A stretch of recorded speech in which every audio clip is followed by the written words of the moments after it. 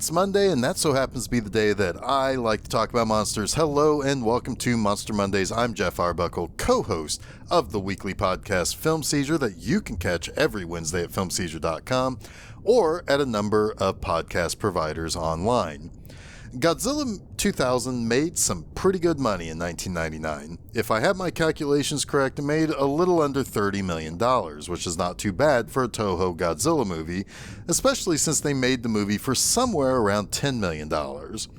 With the film's success in true Toho fashion, a follow-up was immediately greenlit with a slightly larger budget. So producer Shogo Tomiyama brought back the writers of Godzilla 2000, Wataru Mimura and Hiroshi Kashiwabara, and Godzilla vs. Megaguirus was released around 11 months after Godzilla 2000. Now this movie, well, it's hard to say if it's all that exceptionally well liked by fans.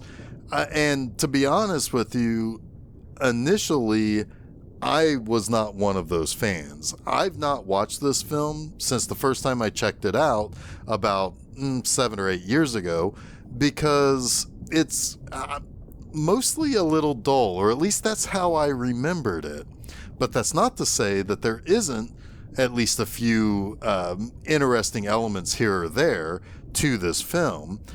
Namely, this film uses the same Godzilla suit as the Godzilla 2000 film did, but it is not a sequel.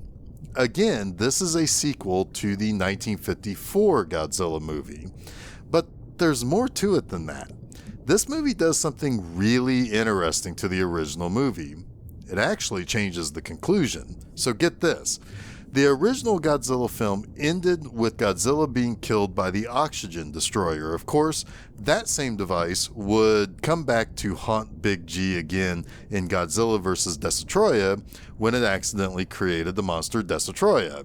So Godzilla was never destroyed originally, according to the timeline of this film, and the monster wiped out Tokyo, forcing Japan to relocate its capital to Osaka. So this is one of those fun things about these movies in this era. They were not afraid to try some really new and different things. Now, the co-starring combatant for this film, Megaguirus, is not exactly a new creature to the world of Toho's kaiju films.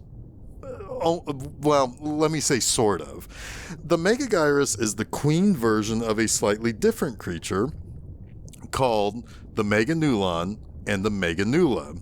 The Meganulon and the Meganula are both versions of a dragonfly creature that kind of serves this queen that is the Megaguirus.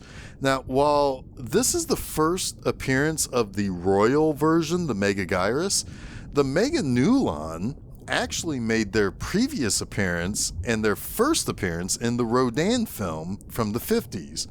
They were seen prior to the Rodan creatures hatching from their eggs. So these things go all the way back to some of the earliest of Toho's monsters. So, do I like this movie a little bit more now having to revisit it? Let's find out here as we open this movie with newsreel footage that is ripped directly from the 1954 original film. However, instead of how he looked back then, it's his Godzilla 2000 look integrated into the original film footage. It's a neat little way that they connect the present of 2000 to the original over 45 years earlier. And yes, Godzilla rampaged and moved on. Tokyo was rebuilt and Osaka became the capital of Japan.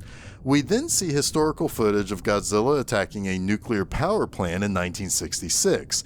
This forced Japan to shut down all of their nuclear power plants to stop Godzilla from attacking and feeding upon the energy. The need for power and electricity was quite high, though. All the green methods weren't enough, so the government formed the Bureau of Science and Technology to find new ways to create clean energy at a higher rate than all of those other types combined. They discovered a new way to create power based on plasma energy. This was extremely successful, but well, dang it, Godzilla is undeterred by this. Godzilla arrives in Osaka in 1996 and starts wanting to feed on the plasma energy plants, just as he does the nuclear power plants. By 2001, plasma energy is banned in Japan, so Japan has both a Godzilla and an energy problem. The Japanese Self-Defense Force, the JSDF, creates a new branch dedicated to stopping Godzilla called the G-Graspers. It's not just stopping Godzilla, but they want to completely eliminate him. This group of Godzilla fighters are creating a plasma-powered device that will create a miniature black hole that they plan to just shoot toward Godzilla, and it will suck him up and trap him forever. So they're going to launch the satellite and fire down on Godzilla and get him sucked up, right? So they have to recruit a guy to help them create a smaller black hole than what they can currently create now. Now, one might ask how they don't plan to suck the whole planet into the black hole that they're going to create, but don't worry about it. That's what this new guy is here to figure out. Now, a few months later, the mini black hole cannon is ready for testing. And they test it out on a building, and it does what it should be doing. It successfully sucks the building up into oblivion.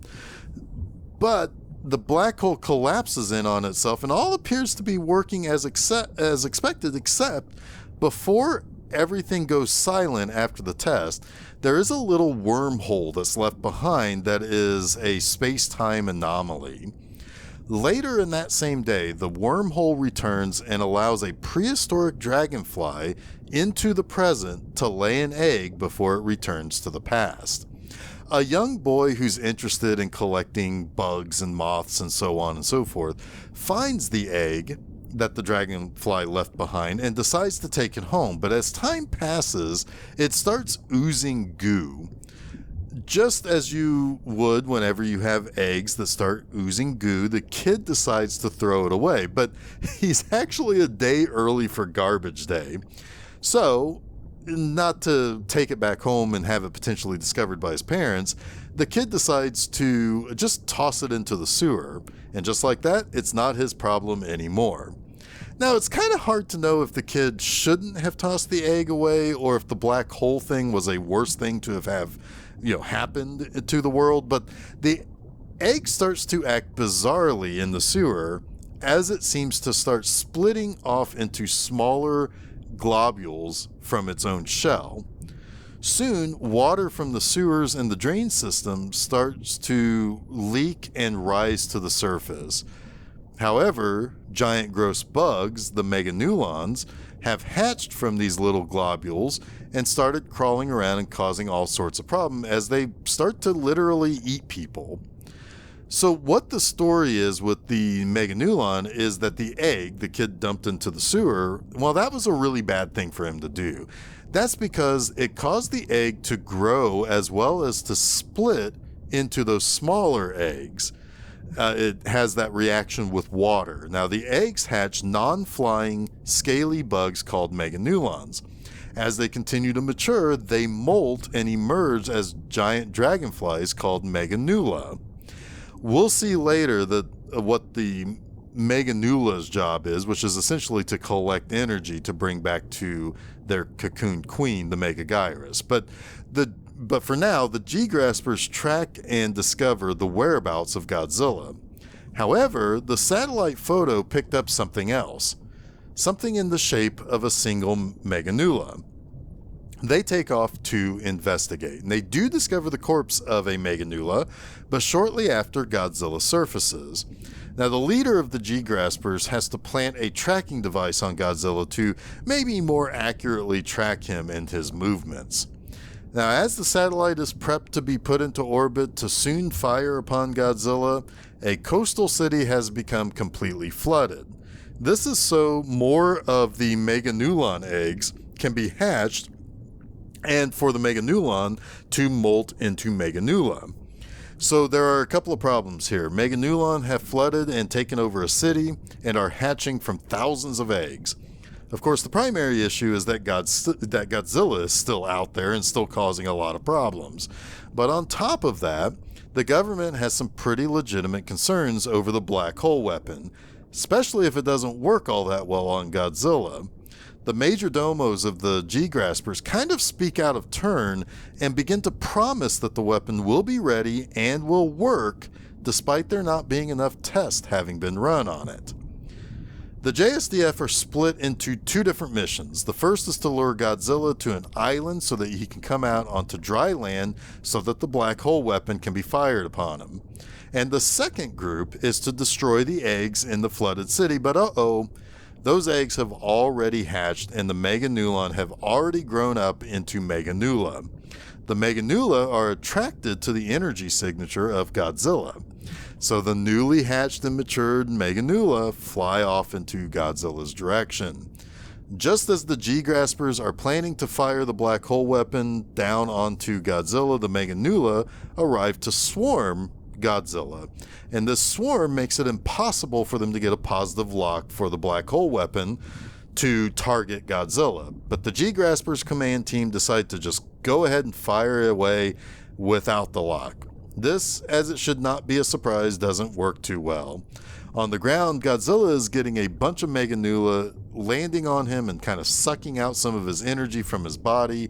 Godzilla seems to be a bit outmatched by the sheer number of these flying creatures, as he really can't seem to shake the little buggers or get them off of him too easily. But eventually, he decides to go with the atomic breath and starts wiping out several of the Meganula. The black hole weapon is indeed fired upon Godzilla, but it doesn't do anything. The weapon missed, and it can't be fired again until it cools off in about an hour. The surviving Meganula take off and head for an underwater cocoon, where it decides to feed that cocoon the energy collected from Godzilla, and so soon this cocoon will hatch and we will see the queen Megaguirus. After transferring the energy, the Meganula die, having served their purpose. And some hours later, the Megaguirus emerges from the cocoon and creates destructive forces from flapping its wings at a supersonic speed. Godzilla and Megaguirus converge on Tokyo, where they face off. The bug is able to get in a couple of good licks on Big G at first, as per the usual in these movies, and the G-Graspers decide that they need to try to use their black hole weapon on both the monsters and get basically two birds with one shot. However, Megaguirus does that supersonic wing thing and it causes all sorts of problems with the G-Grasper systems. They're forced to struggle with that as Godzilla and Megaguirus continue to fight in Tokyo.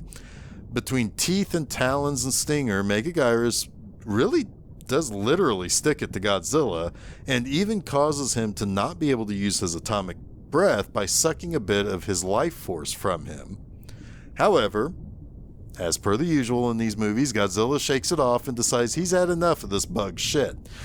Using some nifty tactics, he is able to slice off one of Megaguirus' claws. He then sticks the stinger into the ground to trap the creature and then body slams Megaguirus into a building. Just when the tide appears to be turning to Godzilla's favor, Megaguirus unveils a new power picked up from sapping life stuff from Godzilla, the ability to create a ball of energy. That only works for a brief amount of time because on the next attack, Godzilla catches the stinger in his mouth and rips it to shreds, leaving the bug defenseless. Godzilla blasts the bug out of the sky, ultimately completely destroying it. Now, with no enemy to get in his way, Godzilla begins rampaging through Tokyo, as he will do, and the G-Grasper's black hole weapon appears to be damaged beyond repair. In fact, the satellite carrying the weapon is plunging into the Earth. Now, even though it is falling out of orbit, the firing mechanism becomes functional again. The major of the G-Graspers decides to use herself as the target, and she'll fly over Godzilla to make it possible for the weapon to lock onto something. She bails out just before the craft crashes into Godzilla. Godzilla fires his atomic breath at the black hole, and it creates a big explosion, and Godzilla disappears. But maybe Godzilla isn't as much of a thing in the past as they believe when new seismic readings start to appear in the ocean, signifying that Godzilla may have returned. Now, admittedly, this is a much better entry than I originally remembered, but it's not without some problems or things that don't quite make this as much of a fun of a watch as the other modern Heisei or Millennium entries. However, it's not nearly as dull as I once thought it was. So with that, let's get to my 3 things that I like about Godzilla vs. Megaguirus. The first is the overall creepy crawly feel that really kind of almost feels like a horror movie in the early portion of this movie. The original Megaguirus that laid the egg from the past is not really all that well seen. We see a silhouette, and then we see it flying away back toward the wormhole that it arrived through. Then our first look is only the head of a Megaguirus as it sticks to the side of a building. Finally, when it starts attacking people, it's fairly gnarly by first apparently maybe ripping a guy up pretty good and then just snatching his girlfriend. We even get to see it molt and emerge fully formed with wings and that dragonfly style body. It's a fairly gross specimen, and it's rather vicious when it attacks. It kind of gives this new dimension when it comes to having monsters interact with people, because the Megaguirus are much more intimate in terms of they're large, but they're not on the scale of Godzilla or the Megaguirus. So people are, they're not ants to it. They are able to directly interact with people and attack them and eat them. And I assume the people who don't like bugs probably won't like this movie too much either. Now, second, I actually like the idea of changing up the past of the original film to tell the sequel. The original Godzilla didn't die. He just went away. He continued to come back over the years and continued the struggle for humans to figure out how to coexist with this creature. As he would appear to shut down any power plants and sources that wouldn't be natural, like water, solar, and wind, he was serving more as a warning against humans tampering with powers they can barely control, if at all. So again, it's Godzilla as a creature more linked to nature correcting a problem than being something that man created or something similar to that concept.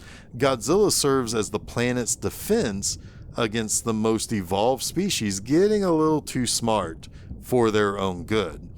And maybe this movie serves as less an environmental lecture about being kind to what the planet offers us and so forth, but maybe more of a lesson in us being too dependent on lights, billboards, computers, and just the general use of power that we tend to have. Now, even one of the characters mentions how plasma energy development, which he continues to do even though he's not supposed to in Japan, he sees that development as a way that would make Japan extremely wealthy, and that feels like a bad motive for continuing to study something that could bring about death and destruction. Now, third, and this is a little weird, I admit, I like that there's not really any truly likable human characters in this. Now, that may sound a little backhanded, but I don't mean it as much. This movie has much more complex characters than Godzilla 2000 did. In that movie, you had a fairly good dad and a really smart daughter, and they teamed up with a reporter who wants to do something good for herself, but not really in a truly selfish way. Then, on the other side, you have the organization that maybe is tampering with things a little too much and want to kill Godzilla. Here, you have, in this movie at least, you have 3 people who are operating from the more negative base human drivers. One is a soldier who was once a little impetuous, who was saved by her commanding officer only at the cost of that commanding officer's life, and now she's pretty hell-bent on killing Godzilla. You have a scientist whose co-workers and friends were killed in a Godzilla attack at a power plant, who states that she is all for destroying Godzilla to make sure that the losses that she suffered would not be suffered by anyone else. And really, you would think that that's some kind of superhero type of mission statement, but it feels like it's very single focused, that all she wants to do is kill Godzilla. But then you have the other guy who's interested in keeping something that was supposed to be banned because of Godzilla's tendency to be attracted to massive amounts of power in order for the country to be enriched by it. Now, that scientist may seem like it's kind of altruistic in her methodology and what she is thinking about. And particularly when you think about it from the pain of loss in these attacks that happen. But Godzilla isn't exactly acting like a bad guy in this movie. It makes you think these characters are kind of putting their own interest ahead of others, and certainly ahead of nature's balancing actor, which is Godzilla himself. That adds a little bit more dimension to these characters that, while I suspect we're supposed to be rooting for them, we're kind of left wondering exactly why we should be rooting for them, because soon enough, they show some interesting decisions that they make due to their own personal interest. So while it seems like a negative and not something that I should like, it actually does make it to one of my 3 likes for Godzilla vs. Megaguirus, because it shows that some of these characters may not be necessarily the heroes that we're supposed to think that they are, and it helps you ask questions about motivations and so forth, and it makes them a little bit more realistic. So that brings about the end of this week's episode. Stay tuned, because we keep this Millennium Era theme rolling with the 4th entry of the period, Godzilla against Mechagodzilla. And you can catch new episodes of Monster Mondays each Monday at filmseizure.com. And you don't forget to follow Film Seizure at Facebook, Twitter, and Instagram, and subscribe to Film Seizure to get both the Film Seizure Podcast and Monster Mondays at your favorite podcast providers, as well as YouTube. You can also check out my website, bmovieanima.com, to read new articles every Friday morning. But until next time, stay spooky.